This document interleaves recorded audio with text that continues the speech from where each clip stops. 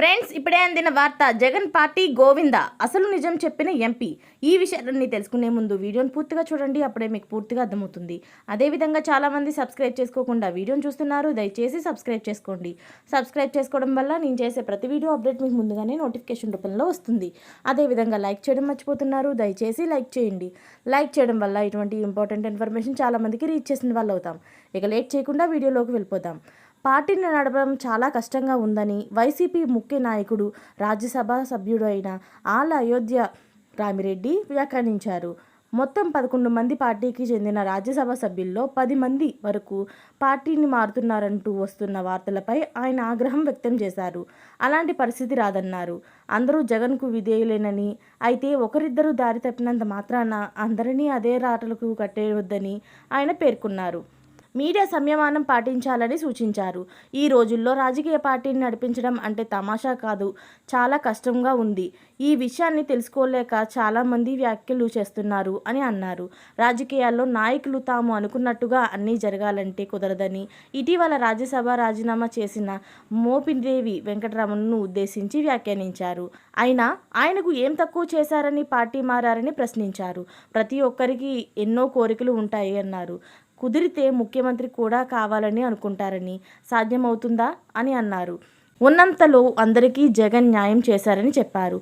మోపిదేవి ఎన్నికల్లో ఓడిపోయినా ఎవరూ ఊహించని విధంగా ఆయనకు ఎమ్మెల్సీ సీటు ఇచ్చి అనంతపురం మంత్రిని చేశారని చెప్పారు.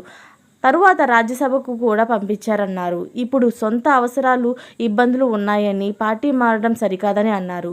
ఇలాంటి వారికి ప్రజల్లో, రాజకీయాల్లోనూ ఏమాత్రం విలువ ఉండదని రామిరెడ్డి చెప్పారు.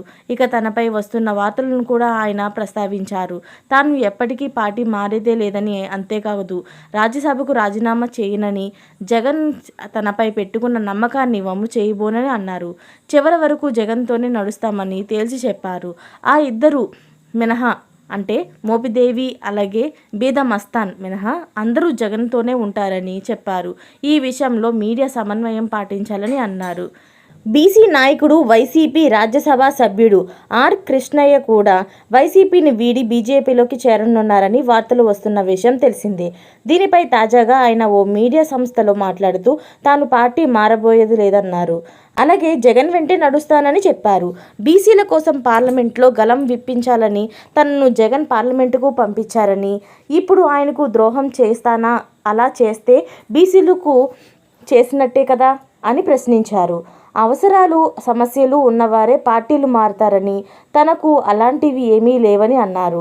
జగన్ ఇచ్చిన అవకాశం సద్వినియోగం చేసుకుంటానని, బీసీలకు మేలు చేసే పనిలోనే ఉంటానని అన్నారు. జగన్ పని అయిపోయింది, ఇంకా లేవలేడు, అలాగే తన పార్టీ ఇక ఉండదు అన్న వాళ్ళందరికీ కూడా ఎంపీ అయితే సరైన సమాధానం చెప్పి నోరులైతే మూయించారు. ఇలాంటి లేటెస్ట్ అప్డేట్స్ అన్ని మీరు ముందుగానే పొందాలి అనుకుంటే ఛానల్ని సబ్స్క్రైబ్ చేసుకోండి. అలాగే పక్కనే ఉన్న గంట సింబల్ని క్లిక్ చేయడం మర్చిపోకండి. Thanks for watching friends.